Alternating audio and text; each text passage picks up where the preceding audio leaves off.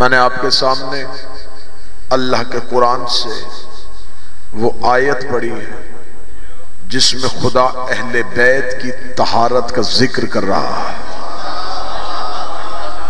وَيُطَهِّرَكُمْ تَطْهِيرًا، انہیں میں نے اتنا پاک رکھا ہے جتنا پاک رکھنے کا حق ہے.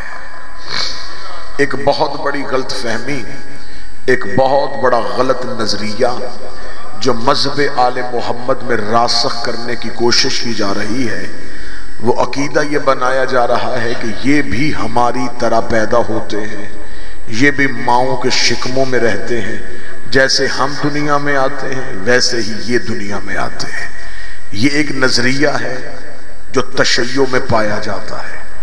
ایک نظریہ یہ ہے کہ یہ ہماری طرح دنیا میں نہیں آتے، ان کا نزول ہوتا ہے، یہ ظاہر ہوتے ہیں، یہ ماؤں کے شکموں میں نہیں ماؤں کی رانوں پہ ظہور کرتے ہیں.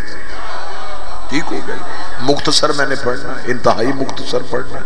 دو نظریے میں نے آپ کے سامنے پڑھ دیا. اشرف بھائی، دونوں نظریے شیعوں ہی میں پائے جاتے ہیں.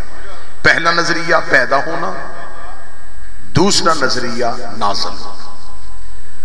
میں نزول پہ ایمان رکھتا ہوں، میرا عقیدہ نزول پہ ہے، لہٰذا میں ممبر آل محمد پہ نازل ہونے کی دلیلیں دوں گا. ٹھیک ہو گیا؟ ہمیشہ طریقہ کار یہ ہوتا ہے کہ جب بھی مقدمہ عدالت میں لڑا جائے تو جج دونوں اطراف کی دلیلیں سنتا ہے.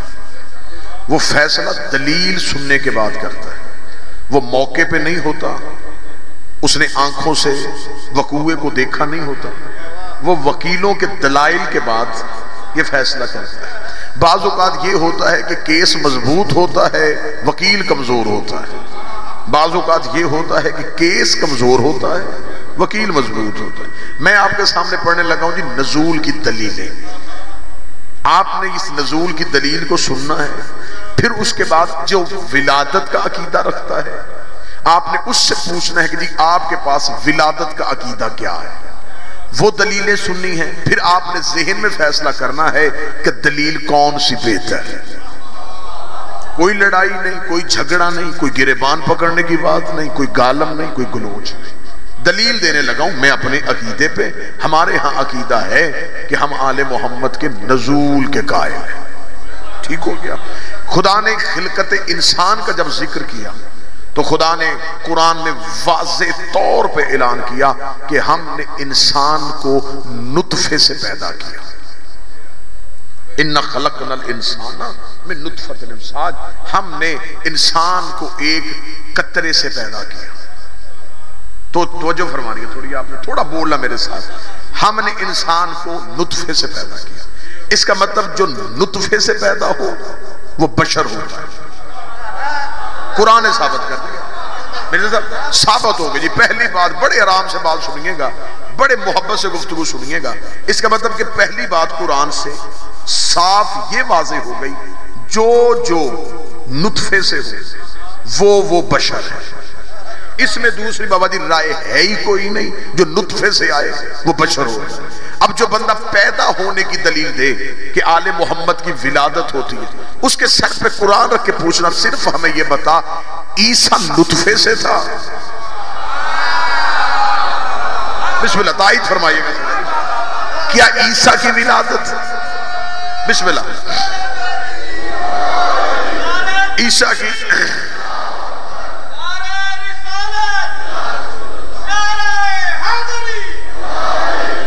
دو تین دلیلیں میں نے دینی ہیں، دو تین ہی وزنی، ورنہ اس پہ اشرف پڑھا جا سکتا ہے، اس پہ گھنٹوں بولا جا سکتا ہے. میں دو تین دلیلیں دے دوں گا. اس سے یہ پوچھنا ہے کہ ہمیں صرف اتنا بتا کہ جو حضرت عیسیٰ تھے کیا یہ نطفے سے تھے؟ اگر نطفے سے تو عیسیٰ کو تو باپ ہی نہیں تھا. عیسیٰ تو بغیر باپ کے دنیا میں آئے. وہ کہہ گا جی عیسیٰ نطفے سے نہیں. قرآن نے خلقت عیسیٰ کا ذکر کرتے ہوئے کہا ہم نے عیسیٰ کو اپنے آمر سے پیدا کیا تھا. ہم نے عیسیٰ کو اپنے عامر سے دنیا میں اتارا تھا. اس کا مطلب کہ عیسیٰ نطفے سے نہیں، عیسیٰ عامر سے ظاہر ہوا تھا. سر پہ قرآن رکھ کے بتا اس عیسیٰ نے 12ویں کے پیچھے نماز پڑھنی ہے یا آگے نماز پڑھنی ہے؟ اگر پیچھے نماز پڑھنی ہے پھر مجھے مولوی بتائے جس کا مقتدی نطفے سے نہ آتا ہو وہ وارث پیدا ہوتا ہے یا نہ ہوتا؟ پہلی دلیل سر، اس کا مقتدی یا رسول اللہ یا علی زندہ مردہ اللہم صلی علی محمد و آلہ. بسم اللہ. جس کے پیچھے نماز پڑھنے والا نطفے سے نہ ہو، اس کا مطلب جو پیچھے پڑھ رہا ہے. اور مذہب شیعہ میں پیش نماز کی شرطیں ہیں. واحد فقہ جعفریہ ہے جس میں پیش نماز کی شرطیں. بعض شیعہ اعتراض کرتے نا جی بندے جاہل ذاکر بن گئے ہیں، ایسے بندوں کو منبر پہ نہیں آنا چاہیے. پہلے یہ بتائیں کہ مصلی کی کون کون سی شرط ہے؟ پیش نماز کی مذہب آل محمد میں باقاعدہ شرائط پائی جاتی ہیں. ان شرطوں میں سے ایک شرط ہے عالم ہونا. اس شرط کا تقاضا یہ ہے کہ اگر آپ مصلی پہ کھڑے اور آپ سے بڑا عالم آپ کے پیچھے آ جائے، اب فقہ یہ کہتی ہے کہ اسے کہو یہ مصلی چھوڑے، کیونکہ اس سے زیادہ جاننے والا اس کے پیچھے آ کے کھڑا ہو گیا. اب وہ جو زیادہ جانتا ہے وہ آگے کھڑا ہوگا، یہ پیچھے کھڑا ہوگا. اگر اس سے زیادہ جاننے والا اس کے پیچھے کھڑا ہے اور اسے اس کی علمی قابلیت کا پتہ ہے تو اسے چاہیے اب یہ مصلی پہ نہ ہو، اب یہ اسے دے. اب عیسیٰ ہے 12ویں کے پیچھے،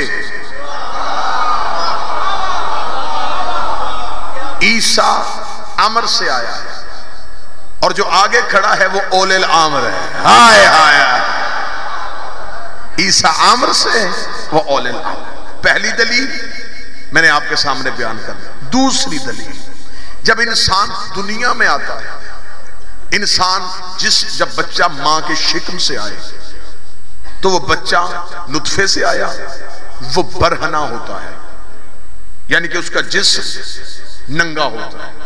یہ منبر کے غلاف پہ میرا ہاتھ ہے. پاکستان کے کسی مدرسے سے لے کے حوزہ علمیہ نجف الاشرف، حوزہ علمیہ قم تک علمی دیانتداری، خطیبانہ ذمہ داری پورے وسوع کے ساتھ عقیدہ مذہب آل محمد کا آپ کے سامنے پڑھ رہا ہوں. ضرورت آج اس امر کی ہے کہ لوگوں کو عقیدہ سکھایا جائے. لوگ عقیدے سے پیچھے بھاگ رہے ہیں. بچہ دنیا میں آتا ہے تو ننگا، عریان، برہنہ آتا ہے. مجھے منبر کی عزت کی قسم ہے، مولوی سے کسی سے پوچھنا ان 14 میں سے کوئی ایک بھی برہنہ دنیا میں آیا؟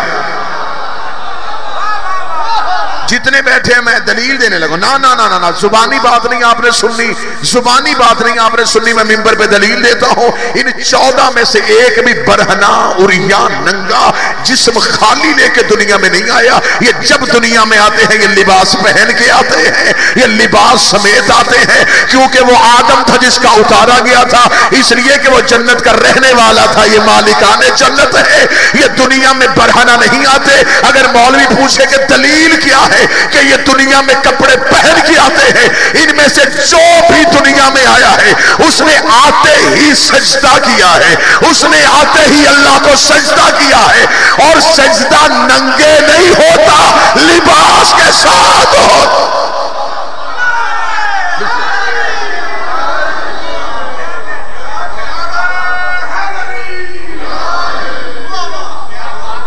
لباس سمیت، کیونکہ سجدے کے لیے شرط ہے کہ آپ کا سطر ڈھانپا ہوا ہو. انہوں نے دنیا میں آتے ہی کیا ہے سجدہ. بڑی جلدی دلیلیں دے دی میں نے. پہلی دلیل حضرت عیسیٰ نطفے سے نہیں، امر سے. دوسری دلیل یہ جب دنیا میں آتے ہیں تو برہنہ نہیں آتے، لباس پہن کے آتے. تیسری دلیل جب بچہ دنیا میں آتا ہے تو اس کی ناف جو ہوتی ہے اسے کاٹنا پڑتا ہے. میں بڑی سادہ سادہ بات ہے. وہ وجہ کیا ہے؟ میڈیکل سائنس یہ کہتی ہے کہ وہ بچہ جتنی دیر تک ماں کے پیٹ میں رہتا ہے وہ خوراک منہ سے نہیں لیتا، اس ناف کی وہ جو نالی ہے اس کے ذریعے سے وہ خوراک ماں سے لیتا ہے. شکم مادر میں ماں کا خون اس کی خوراک بنتا ہے اور وہ خون اس ناف کے ذریعے سے اس کے جسم تک پہنچتا ہے. منبر کے غلاف میں میرا ہاتھ ہے، ان میں سے جو بھی دنیا میں آتا ہے وہ ناف بریدہ ہوتا ہے. اس لیے کہ جو ماں کے پیٹ سے آئیں وہ ناف کاٹنی پڑتی ہے، اور جو ظہور کریں وہ شکم مادر کے محتاج نہیں. آج جس شہزادی کی عزت کا ذکر ہو رہا ہے، جناب عباس کی والدہ جناب ام البنین سلام اللہ علیہ. میں کوشش کروں گا کیونکہ آج سارا دن مجلس میں اس بی بی کا تذکرہ ضرور ہونا چاہیے، اس کا ذکر ضرور ہونا چاہیے، کیونکہ یہ مادر وفا ہے. جس بی بی کے دن گزر گئے ہیں وہ نبوت کی کان تھی، یہ وفا کی کان ہے، اس سے نسل وفا چلی ہے. جناب ام البنین کہتی ہے کہ میں نے امیر المومنین، اور اس بی بی کا لقب ام البنین ہے، نام اس کا بھی فاطمہ ہے. خاندان کا شجرہ جا کے رسول کے خاندان سے ملتا ہے. اس بی بی کا شجرہ نسب خاندان رسالت سے جا کے ملتا ہے. بنی کلاب سے اس کا تعلق ہے، نام فاطمہ ہے. بی بی کہتی ہے کہ میں نے امیر المومنین کو گھر بلایا، گھر بلا کے میں نے امیر المومنین سے کہا یا علی میں نے خواب دیکھا ہے. وہ خواب میں نے یہ دیکھا ہے کہ میں بیٹھی ہوں اور چاند میری گود میں آ گیا. جتنی بھی کتابیں جو بی بی کے حوالے سے لکھی گئی ہوں، سرکار وفا کے حوالے سے لکھی گئی ہوں، اس میں اس خواب کا ذکر ضرور ملے گا. بی بی کہتی کہ میں نے دیکھا کہ چاند میری آغوش میں آ گیا ہے. اتنا کہنا تھا وَتَبَسَّمَ علی ابن ابی طالب. بی بی کہتی میں نے خواب سنایا اور علی مسکرائے. جب علی مسکرائے تو میں نے کہا مولا میں نے آپ کو خواب سنایا اور آپ مسکرا رہے ہیں. علی مسکرا کے فرماتے ہیں کہ اب اس کے آنے کا وقت آ گیا ہے جو چاند ہے بنی ہاشم کا. یہ کہنے کے بعد امیر المومنین نے مجھے ایک تسبیح بتائی. بی بی کہتی وہ تسبیح مجھے امیر المومنین نے کہا کہ فاطمہ آج رات تو نے اس تسبیح کا ورد کرنا ہے. بی بی کہتی میں مصلی عبادت پہ تھی، میں اس تسبیح کو پڑھ رہی تھی. بی بی کہتی جتنی تعداد علی نے مجھے تسبیح کی بتائی تھی، جیسے جیسے تعداد ختم ہوتی جا رہی تھی ایک نور کا حالہ میرے ارد گرد بنتا جا رہا تھا. تھوڑی دیر بعد میں نے دیکھا کہ میرے چاروں طرف ایک نور کا دائرہ ہے جہاں روشنی ہی روشنی ہے. بی بی کہتی میں نے آنکھوں کو بند کیا، آنکھوں کو بند کر کے میں نے تسبیح پڑھنی شروع کی. بی بی کہتی میں تسبیح مکمل کرتی رہی، عباس کا جسم بنتا گیا. فجسد عباس، عباس بنتے گئے اور عباس میری گود میں تھے. میرے 11ویں بادشاہ فرماتے ہیں ہم ماؤں کے شکموں میں نہیں، ہم ماؤں کی دائیں ران پہ ظہور کرتے ہیں. اب میں یہاں پہ دوسرا لفظ بھی ضرور کہوں گا. اب یہاں پہ جب آپ پوچھیں گے چند بندے کہیں گے پھر یہ جو جناب محسن کی شہادت پڑھی جاتی ہے اس کا کیا راز ہے، تو اس بارے میں آپ کو میں ضرور کہوں گا. جناب محسن ماں کے شکم میں نہیں، بی بی کے ہاتھوں پہ تھے. 2 ماہ 10 دن جناب محسن کی عمر مبارک تھی. جناب محسن کی دنیا میں آنے کو پوشیدہ رکھا گیا تھا. اسم مسمہ ہوتا ہے، نام جاتا ہے ظہور کے بعد. جناب محسن کا نام دنیا میں آنے کے بعد محسن رکھا گیا. اگر وہ دنیا میں نہ آتے تو نام پہلے تجویز نہ ہوتا. مولا اور اس کے لیے اگر کوئی بہت زیادہ علمی دلیل مانگے تو رسول نے کہا تھا میری اور علی کی نسبت ایسے ہی ہے جیسے موسیٰ کی ہارون کے ساتھ تھی. جناب موسیٰ کی بھی ایک بیٹی تھی، رسول کی بھی ایک بیٹی تھی. ہارون کے 3 بیٹے تھے، شبر، شبیر، مبشر. علی کے بھی 3 بیٹے ہیں، حسن، حسین، محسن. اور جناب محسن ماں کے شکم میں نہیں، جناب سیدہ کے ہاتھوں پہ تھے. اس پہ اگر حوالہ چاہیں گے 17 سے زیادہ کتابیں عربی فارسی کی جناب محسن پہ لکھی جا چکی. اس کے لیے میں اور حوالہ دے دیتا ہوں. اگر آپ بغداد جائیں، بغداد میں نوابین اربع جو مولا کے نائب تھے، جو امام زمانہ سے غیبت صغرا میں امام سے ملاقات کرتے تھے، ان میں ایک نائب ہے، اس کا نام ہے عثمان بن سعید. ان کا بغداد میں روضہ مبارک بنا ہوا ہے، اور ان کی سلام پہ ایک جملہ بڑا پیارا لکھا ہوا ہے. 2 جملے میں سنا دیتا ہوں. پہلا جملہ لکھا ہے، سلام ہو اس پہ جو مہدی کی اتری ہوئی چادریں پہنتا ہے. کیا کہنے، کتنا عظیم منصب ہے. ہمارا سلام ہو اس پہ جو مہدی کی اتری ہوئی چادریں پہنتا ہے. اور دوسرا لکھا ہوا ہے، ہمارا سلام ہو اس پہ جو اس راز سے واقف ہے کہ بطول کے گھر میں بیٹے کیسے آتے ہیں. جناب محسن تذکرہ لازمی جناب محسن کا کیا جائے. جناب محسن 2 ماہ 10 دن کی ظاہری حیات طیبہ رکھتے تھے جب جناب سیدہ کے ہاتھوں میں تھے. اور عرب کا قانون تھا کہ اگر عورت نو مولود کو ہاتھوں میں لے کے دروازے پہ آ جائے تو لوگ حملہ نہیں کرتے تھے. بالکل ایسے ہی جیسے حسین نے آخری وقت میں اصغر ہاتھوں پہ اٹھایا تھا. تفصیل کا وقت ہوتا میں آپ کو 30-35 منٹ میں جناب محسن کی شہادت سناتا. میں بسم اللہ 30-35 منٹ کا مضمون ہے جناب محسن کی شہادت کا.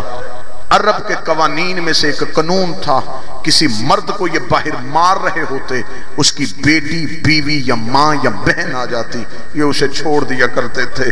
مکے کی گلیوں میں کافروں نے نبی کو گھیرا تھا، یہ نبی کو قتل کرنے لگے تھے. یا بی بی خدیجۃ الکبریٰ باہر آ گئی. مکے کے کافروں نے کہا چھوڑ دو، اس کی زوجہ باہر آ گئی ہے. وہ نبی کو چھوڑ کے چلے گئے تھے. جب علی کے گلے میں رسی ڈال کے یہ باہر لے کے گئے، سیدہ نے کہا یا علی میں باہر آؤں؟ فرمایا زہرا تو نہ انہوں نے تیرا حیا کرنا ہے نہ تیری بیٹیوں کا. بس یہی وجہ تھی، کیونکہ مولا علی کی گوشہ نشینی کا دور تھا. جناب محسن دنیا میں آ چکے تھے، ماں نے ہاتھوں میں اٹھایا ہوا تھا.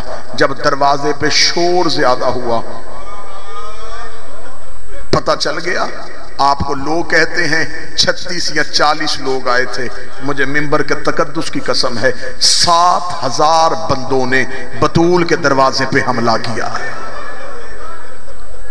ابتدائی مجلس ہے، بڑی روحانیت ہے مجلس میں. 7000 لوگوں نے جناب سیدہ کے دروازے پہ حملہ کیا ہے.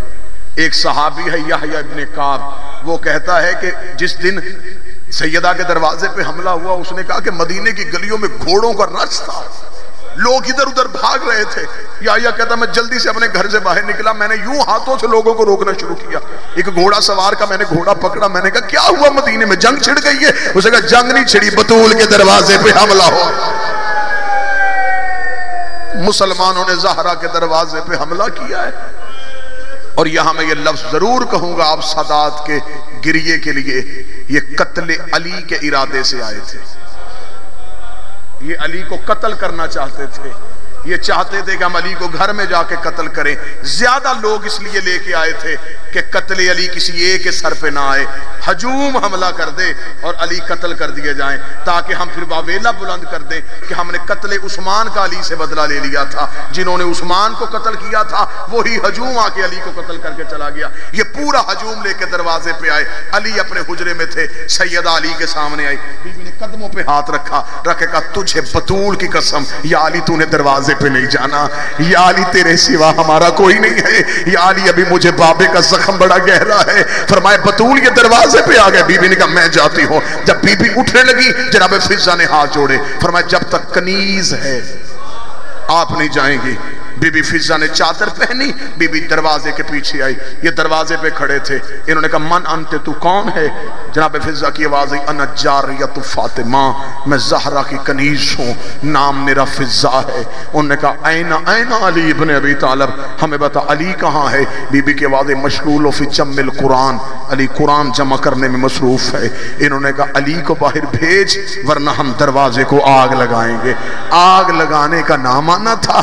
جناب ज़हरा ने ये लफ्ज़ सुन लिया। अब बीबी उठी, हाथ का इशारा करके फिज़्ज़ा तू अंदर आ। बीबी दरवाजे के पीछे खड़ी हुई। बीबी ने कहा पहले मेरी कनीज थी, अना फातिमा तू ज़हरा, अब मैं मोहम्मद की बेटी फातिमा बोल रही हूँ। मेरे दरवाजे पे ऊंचा ना बोलो, मेरी बेटियां डर गई हैं। मेरी ज़ैनब बड़ी छोटी है, मेरी कलसूम बड़ी छोटी है। मैंने मिन्नत करने के मैंने 2 जुमले पढ़ देने हैं। इतना कहने के बाद उन्होंने कहा अली को बाहर भेज। बीबी ने कहा अली कुरान जमा कर रहा है।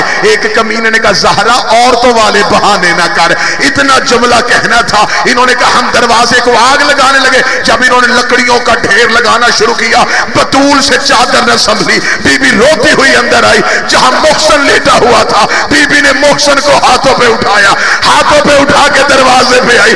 बीबी ने दरवाजे पे रोका, मेरे हाथों पे मेरा बेटा है, मैं मिन्नत करती हूँ मेरे दरवाजे से वापस चले जाओ। एक कमीने ने दरवाजे को टांग मारी।